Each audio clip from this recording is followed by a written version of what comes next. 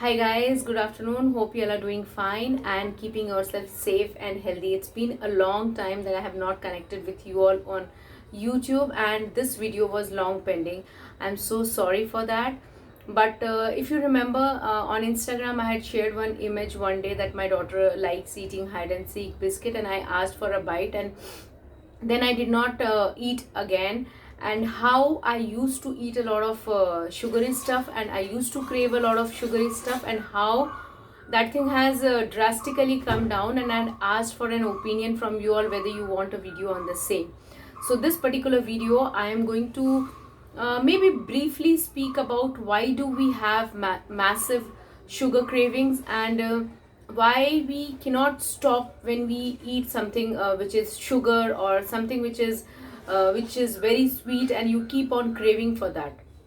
So if you think that your willpower, your motivation can make you stop at not having sugary stuff, I would say that it is like 20% of it can work on your willpower, but 80% of it is your hormonal imbalance and why you keep on craving sugar. So there are two things which I will like to explain regarding what happens inside.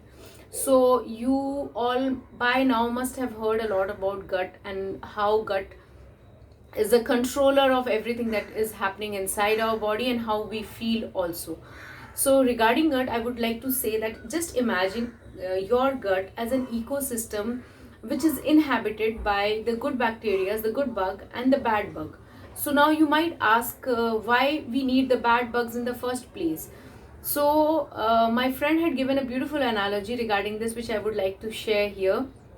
It's a when you see a jungle or when you see a forest, it is inhabited by both the plant eating animals and the animal eating animals. So why does not a forest has only plant eating animals or animal eating animals? It's because if there are only plant eating animals, the forest will get there will be no cover, there will be no trees, because all the animals will eat the forest, the cover, the trees, the plants, and all everything.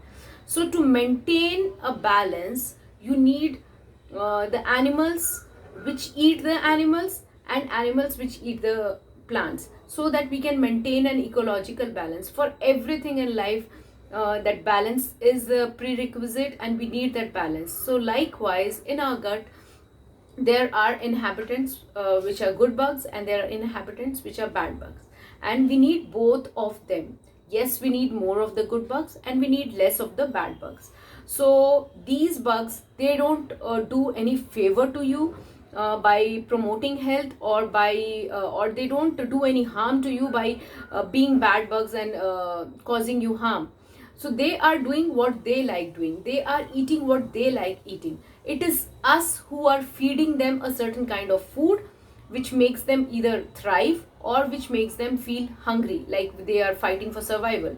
So it all depends on us. Don't think that the good bug is good for you and the bad bug is bad for you. They are doing depending on their species, depending on how they thrive, depending on what they need for their survival. So they are only doing that part, but what we are doing plays a role in our health or in our sickness.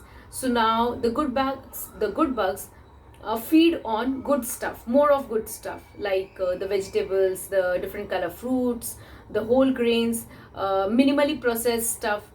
And the bad bugs, they thrive on processed food, junk, unhealthy food, sugar, and anything which is too which has got refined flour, which has got gone into too much of processing. And if you look at it, you can find out whether it is real and natural, or whether it is processed by man, machines, and all.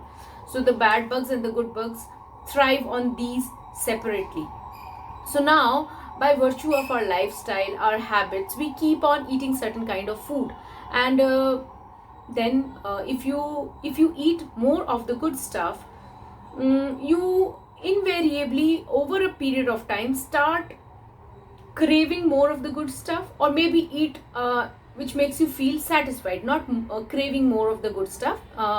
It will be like if you have a balanced meal, like you have rice, you have vegetables, you have dal, and you have your salad and everything, you might not crave that way. You feel satiated eating them. Or in the other place, if you eat a lot of junk food, if you eat a lot of oily stuff, if you eat a lot of spicy food and processed food, you will invariably crave more for those kind of stuff. And you don't know what's happening in your world, that you can't stop at one bite of burger, you can't stop at one bite of donut, and you think, why do you crave, keep on craving? It is because when you are just imagine a situation, you are giving food to the bad bacteria. So what it is doing, it is becoming fatter, it is becoming stronger. So when they are becoming stronger, they want to thrive, they want to stay in the gut, they want to be alive. So what they do, they ask you more of that, what you were eating. So you crave more for donut, you crave more for sugary stuff, you crave more for oily food, processed food, junk food, spicy food, like that. Whereas if you start observing that you are eating too much of that, and you have to take a check on yourself, so what you will do, okay, let me start adding some vegetables to my diet, let me begin my day with a fruit, let me have some healthy fats, let me introduce some protein. So little by little, if you start adding these things in your diet, in your food, in your meals, you will it does not happen overnight, nothing changes overnight. If your habit of eating junk food is long, like you have been following this lifestyle for a very long time, so don't expect miracles immediately. Everything in body happens over a period of time, and it has to be very gradual and slow progress.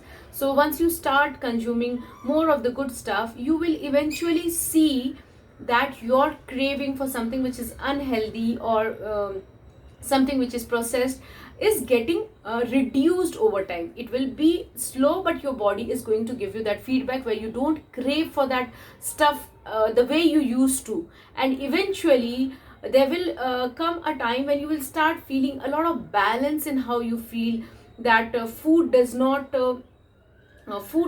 govern your life, food does not govern your mood. If you feel down or depressed, you want to crave for something which you like having, like something which makes you feel satiated, because your feeling inside is asking you to eat that food. But food is not there to satisfy that emotional need which you want from something which is not satisfied in you. So you have to understand this, that this balance comes when you start choosing more of the right stuff, and gradually you will see changes happening. So this is one analogy where you understand about the gut health, about the good bacteria, about the bad bacteria, and how the whole ecosystem inside your body makes you feel the way you feel, makes you crave the way you crave, makes you eat the way you eat. It is all driven by your gut health, by the microbes in your gut, and the composition, the balance of the good and the bad bacteria. And most importantly, you have to choose it for yourself. The first attempt of not eating something has to come from your end. If you think that you don't have any role to play in this, you definitely have a role to play. You will have to take a decision, okay, I will start limiting my use of processed food, I'll clear my pantry of anything that is not good for my health. Because ultimately then you go into that vicious loop where you keep on craving for certain foods, and then you get tired of eating that much, because you eat a donut, you feel that high. The problem with it is that you feel a high for certain time, and then the sugar comes crashing down, and then you start feeling that again. It keeps on going. So there is no time when you feel that, okay, I am done with it and I am satiated, I am not going to crave any longer, because internally inside you, that mechanism of blood sugar and all is happening, and you are not aware of it. So this is one part. The second part is, if you eat too much of processed carbs, too much of processed food, too much of unhealthy junk, then there is a hormone called insulin which comes out to make the excess glucose get into the cells for storage. So it has to, because your blood sugar rises when you eat something which has got a lot of carbs and refined carbs. So insulin will be secreted and it will drive all the excess glucose into the cells for storage for later use. So when this happens, there can be too much of insulin in your blood, and this can lead to a low blood sugar level. Yes, when there is too much of insulin in your blood, it can lead to a state where you are in hypoglycemia. So when this happens, it releases a hormone called ghrelin. Because your blood sugar is low, you want to eat something to get that energy, to get that glucose back, and the body releases ghrelin. And when the ghrelin is released, you feel hungry, and then this thing gets on and on and on. You eat carbs, you eat refined carbs. Carbs are not bad, mind you. Remember this, that we need carbs for our energy, but you have to choose the right source of carb. A donut is a carb, a broccoli is a carb. Yes, veggies are carbs too, fruits are carbs too, legumes are carbs too. They have protein, but they have carbs. So you have to choose the right kind of carbs which do not spike your blood sugar level immediately. There is a spike, but it happens very slow. That happens when you choose the right kind of carbs. And you need carbs for life. Don't think that you can go for long without carbs and you can stay hormonally balanced. You cannot do that. So you have to combine your carbs with good fats, protein, fiber, everything to reach a balance, and it all happens gradually. So when you eat a lot of refined carbs, insulin will be secreted, your blood sugar, your cells will get the storage of glucose because of excess of blood sugar in your cells, in your blood. So that happens, and then invariably will reach a stage where you start craving again because of the ghrelin which is released, which is a hunger hormone. And then what you choose to eat will again say about the secretion of insulin, and then your blood sugar, and then release of ghrelin. So this is something which goes and on and on. So if you see carefully in both the things which I stated you, the source of what you are eating is so very important. What you are eating, are you eating a complete meal, or your meal has a maximum portion of refined carbs?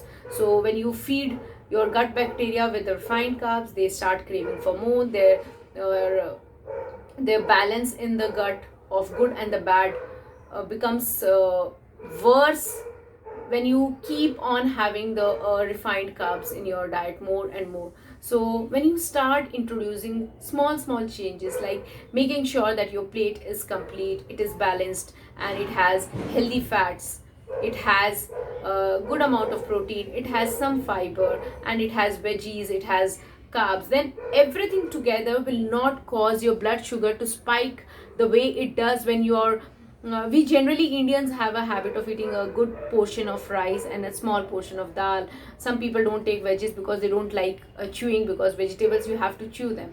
So when this happens, your plate does not have that balance, and immediately when you eat that, your blood sugar will not be balanced as well. So what you eat is how you become. This is always said. So it is because when you in a particular pattern of eating, if that does not lead to a hormonal balance, you will feel that kind of thing where you are craving always, your mind is not clear, you have brain fog, you feel tired, you feel fatigued, you can't run through the day without having that coffee or caffeine or anything that gives you that soft drink and all, soda and all that what people use. So it is not that the food is an issue, it is your lifestyle. So if you want to have something, you can always have in moderation, and understand that building a beautiful balanced lifestyle begins with you, and the rewards that come back to you with how you feel, how you operate, your energy level, your sleep, your emotional health, your relationship with people is all governed by what goes inside your mouth. And you can always make a change. The change can begin with you. I was someone who used to have a lot of caffeine addiction. I used to crave for sugar. I used to use my willpower and my motivation to keep away from sugar, to not eat sugar. Then I would hide and eat and do all sorts of things, and I would feel so tired at the end of the day, because only a 24 hours, in a 24 hours time I would struggle so much with controlling. It's, your life can't go like that. Like, it's not a sustainable thing to keep on using your willpower to control something in your life. So what is a better way where you can have something in moderation, introducing other stuff which are good, taking care of my emotional health, sleeping well, not binge eating, not binge watching TV and eating, not being a couch potato, taking regular breaks and being mindful of movement and not sitting at one place for a very long time, not juicing my fruits and having my salads and fiber. So if you start taking care of all these things without getting tired or demotivated or thinking that this is a punishment for you, you will reach a breakthrough. You will find that sweet spot where you can operate in a balanced way without having major cravings. So sugar is not bad.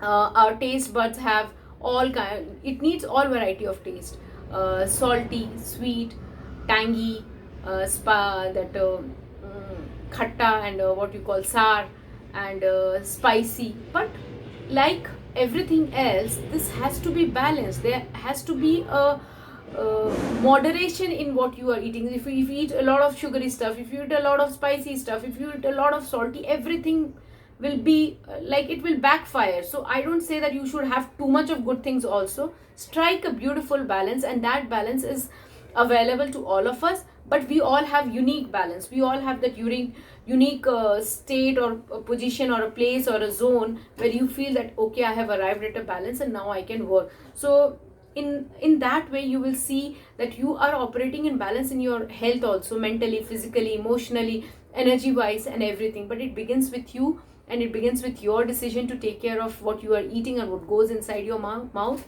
And then your hormones, your the biofeedback which you give, your body gives you, will be a reward for all the hard work that you put into your health. So don't get tired, don't get demotivated. Once you have taken it upon yourself that you are going to change for the better, don't expect miracles. You might fall, you might falter, you might fail, but don't give up. Keep on going one day at a time, and you will reach a stage where food does not have power over you. You have power over food. Means you can decide what you want to eat and what you don't want to eat, and you don't give in to your cravings. There are actually no cravings if you eat mindfully and you enjoy everything. Food is meant for nourishment. It is not meant to satisfy you for something which is some kind of an emotional hunger, or something which needs you to be fed from a different direction, not from food. So you want to be liberated, and also the food wants to be liberated from this maze. And once you begin doing that, you will see how beautiful you feel when you can choose, you can decide to eat what you want and not eat what you don't want, and you're not ruled by something out of your senses. I hope we all can strike that balance, and we achieve a state where we are in balance with our hormones, with our emotional health, with our mental health, with our energy and everything. But remember, it's a journey, and gradual, slow and steady progress will take you a long way, rather than taking any kind of drastic measures which can backfire again. I hope this video helps. If you have any queries, please put them in the comment section. And if you like this video, please share and subscribe to my channel. And if anybody needs help regarding this, please share this video to others as well. And thank you for listening to it. And stay happy, stay blessed always. Bye guys.